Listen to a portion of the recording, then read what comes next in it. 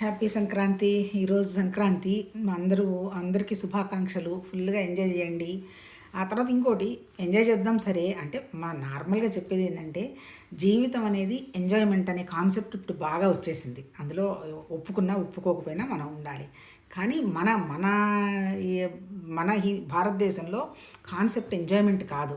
మన కాన్సెప్ట్ ఏంది, అనుభవంలో నుంచి నేర్చుకుంటూ ముందుకెళ్ళడం. యాక్చువల్గా అంటే ఏంటి, మనది కర్మభూమి అనమాట.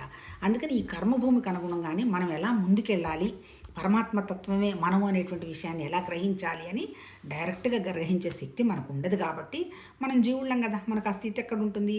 అందువల్ల ఏం చేశారంటే పాపం పండగల రూపంలో చెప్పారు. ఫస్ట్ ఏంటి, శ్రావణ మాసం విపరీతంగా వర్షాలు పడతాయి. తొలి ఏకాదశి నుంచి పండగ మొదలవుతుంది. అప్పుడు ఏంటి, మొక్కలు పొలాలది బాగు చేసుకుంటారు, దేవుని నాకు దండం పెట్టుకొని. తర్వాత శ్రావణ మాసం వర్షాలు పడతాయి. అందుకని అమ్మవారికి పూజలు చేసి ప్రసాదాలు గిసాదాలు మంచి హెల్తీ ఫుడ్ శనగలు అవన్నీ ఇచ్చి పూజలు చేస్తారు. ఏది మన ఎనర్జీ పెంచుకోవడానికి. తర్వాత భాద్రపద మాసం, అక్కడ కూడా మనకి మన మన 24 తత్వాలతో తెలియదైనటువంటి శరీరానికి ఆకులు అలాలు మంచిగా ఆరోగ్యకరమైన ఇచ్చి అక్కడ ఏంటి తర్వాత దీన్ని తీసుకెళ్ళి మట్టిలో కలిపేస్తారు. ఇక్కడ మళ్ళీ శుద్ధి బుద్ధి అనేటువంటి పెట్టి మంచిగా చదువుకునేడా మంచిగా జ్ఞానం కూడా పెరగాలని మనం పూజ చేస్తాము. అది భాద్రపద మాసం. ఆ తర్వాత మళ్ళీ వచ్చేది తర్వాత ఆశ్వీజ మాసం. అమ్మవారు మన దగ్గర ఉన్నది ఏంటి, మన ప్రాణశక్తి. ఆ శక్తి పెరగాలి అంటే నీకు జ్ఞానం రావాలి. మనకి జ్ఞానం రావాలంటే రాకుండా ఆపుతున్నది ఏంటి, నవావరణలు.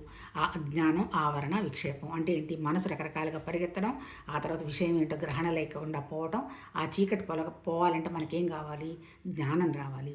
ఆ జ్ఞానం రావడం కోసం అమ్మవారికి అది శక్తి పెంచుకొని రావడం కోసం ఆ పూజ చేస్తారు. అది అయిపోయిన తర్వాత కార్తీక మాసం, అది అయ్యవారు జ్ఞానం. ఆ జ్ఞానానికి తెల్లగా చూపిస్తారు ఈశ్వరుణ్ణి. ఆ జ్ఞానం రావడానికి ఏంటి, భగవతత్వంతో కనెక్ట్ అయి ఉండడం.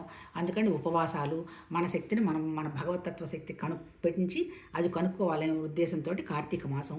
అది అయిపోయిన తర్వాత మార్గశిర మాసంలో విష్ణుమూర్తి మనం చూశారు కదా, వైకుంఠ ఏకాదశి ముందు రోజు తిరుపతిలో జరిగిన విషయం అంతా అంటే విష్ణుమూర్తి కోసం ఆ మంతంతా చేస్తారు. ఆ తర్వాత వచ్చింది ఇప్పుడు పుష్యమాసం. ఇక్కడ ఇవాళ సంక్రాంతి. ఏంటి సంక్రాంతి, నిన్నంతా తెగ రథం ముగ్గులేసాము, అందరికీ ఫార్వర్డ్లు చేసాము. ఏంటి ఆ రథము, ఆ రథం పట్టుకున్నది ఎవరు, సూర్యుడు. సూర్యుడు అంటే ఎవరు, మన బుద్ధి. తర్వాత చంద్రుడు అంటే ఎవరు, మన ఆలోచనలు, మన మనస్సు. మన మనస్సు మీద కనుక మన కంట్రోల్ కనుక ఉందంటే మన బుద్ధి నాలుగు గుర్రాలు ఉన్నటువంటి రథాన్ని గట్టిగా పట్టుకొని కరెక్ట్గా నడిపించగలుగుతుంది. అది అంటే ఏంటి, ఇప్పటిదాకా మనం దక్షిణంలో పడున్న వాళ్ళం ఇంకా ముందు ఊర్ధ్వముఖంగా వెళ్ళడానికి సూర్యుడు మకర రాశిలో ప్రవేశిస్తున్నాడు అని మకర సంక్రాంతి అన్నాడు. ఇక్కడ అల్టిమేట్ ఏంటి, మన బుద్ధిని వికాసం చెందించుకోవాలి. అది ఈ పండుగ ప్రాముఖ్యత.